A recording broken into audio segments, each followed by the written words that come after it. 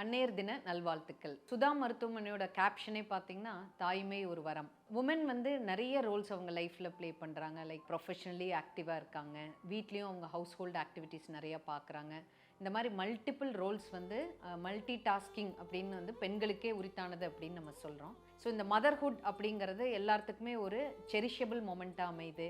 அவங்க அதை வந்து என்ஜாய் பண்ணி த்ரூ அவுட் அந்த அந்த ரோலை வந்து ஒரு பேர்டனே இல்லாமல் அந்த குழந்தை வந்து வெளியே வந்ததுலேருந்து அந்த சொசைட்டியில் பெரிய அளவுக்கு வளர்ந்து அதனோட ஆக்டிவிட்டீஸ் நல்லா அவங்களோட கடமைகள் இந்த சொசைட்டியில் பண்ணுற வரைக்குமே அந்த மதர்ஹுட் வந்து ஒரு பெரிய சப்போர்ட்டாக இருந்து அதை ஹாப்பியாக தள்ளி நின்று அவங்க பார்க்குற தருணம் வந்து இது அவங்களுக்கே உரித்தான தருணம்னு சொல்லலாம். ஸோ அந்த மகளிர் வந்து அந்த மதர்ஹுட்டை ரொம்ப செரிஷ் பண்ணி கொண்டாடுறோம் அப்படிங்கிறது உலகளவில் அது வந்து ஒரு உண்மையான விஷயமா இருக்குது. இன்னுமே அந்த சொசைட்டியில் குழந்தை இல்லை அப்படின்னா அந்த பெண்ணை வந்து ரொம்ப காயப்படுத்துகிறாங்க. அந்த சொசைட்டியோட ப்ரெஷர்ஸ் வந்து நிறைய அவங்க ஃபேஸ் பண்ண வேண்டியது. ஏன்னா மருத்துவராக நான் டெய்லி அவங்கள பார்க்குறேன். நிறைய கதைகள் அவங்க லைஃப்பில் நடக்குது. அதை அவங்க ஷேர் பண்ணும் பொழுது இன்னுமே சொசைட்டி மாறணும் அப்படிங்கிற எண்ணங்கள் வந்து தோணுது. ஸோ அதனால் அந்த மதர்ஸ் டேக்கு முக்கியமாக நான் என்ன சொல்ல விரும்புகிறேன்னா, மதர்ஹுட் அப்படிங்கிறது ஒரு நல்ல மகிழ்ச்சியான விஷயம். பட் அந்த மதர்ஹுட் எல்லாருமே உடனே ரீச் ஆகுறாங்களா அப்படிங்கிறது இல்லை. நிறைய பேருக்கு இப்போ இருக்கிற காலகட்டங்களில் மதர்ஹுட் அடையிறக்கு நிறைய தடைகள் வந்து அவங்களுக்கு வருது. அதாவது உடல் அளவில் ஃபிசிக்கலி அவங்களுக்கு ஹார்மோன் இம்பேலன்ஸ் ஆகட்டும், இல்லை யூட்ரஸில் கட்டிகள், இந்த மாதிரி நிறைய மெடிக்கல் டிஸார்டர்ஸ் அவங்களுக்கு பார்க்குறோம்.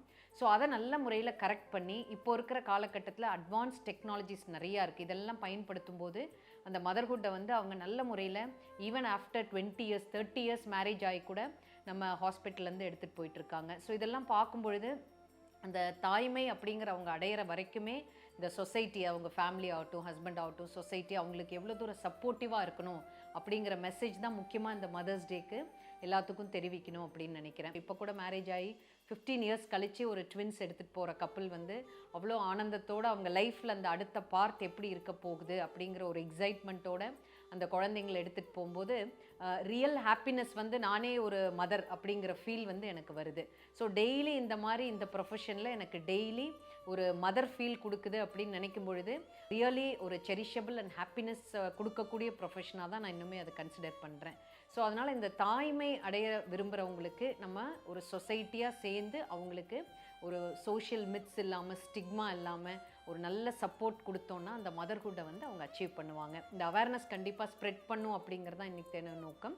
அண்ட் அதே மாதிரி அவங்க ப்ரீ கன்செப்ஷனல் கவுன்சிலிங் சொல்லுவோம். அதாவது ஒரு மதராக ஆகிறதுக்கு முன்னாடி அவங்க என்னென்ன பண்ணணும், அவங்க பாடி வெயிட் மெயின்டைன் பண்ணிக்கணும், ஹார்மோன் இம்பேலன்சஸ் இருந்தால் கரெக்ட் பண்ணிக்கணும், டயட் வைஸ் எப்படி இருக்கணும், ஃபிசிக்கல் ஆக்டிவிட்டி இருக்கணும், இந்த மாதிரி ஒரு சில விஷயங்கள் வந்து ப்ரீ கன்செப்ஷனல் கவுன்சிலிங் வந்து கண்டிப்பாக எடுத்துக்கணும். ஏன்னா இந்த அவேர்னஸ் இப்போ நிறைய பேர்த்துக்கு பார்க்குறோம். இப்போ ரீசெண்ட்லி மேரிட் கப்புள்ஸ் பார்த்தா நிறைய பேர் மருத்துவர்கிட்ட வந்து கவுன்சிலிங் கரெக்டாக கேட்டு எது ஃபர்டைல் பீரியட், அவங்க பாடி ஃபிட்டாக இருக்கா ப்ரெக்னென்சிக்கு, இந்த மாதிரி நிறைய எடுத்துக்கிறாங்க. ஸோ இந்த கவுன்சிலிங் வந்து ஓப்பன் அப் ஆகணும், எல்லோரும் வரணும். இதன் மூலம் நம்ம நிறையவே ஹெல்த்தி மதர்ஸை உருவாக்குறதுக்கு வாய்ப்புகள் இருக்குது.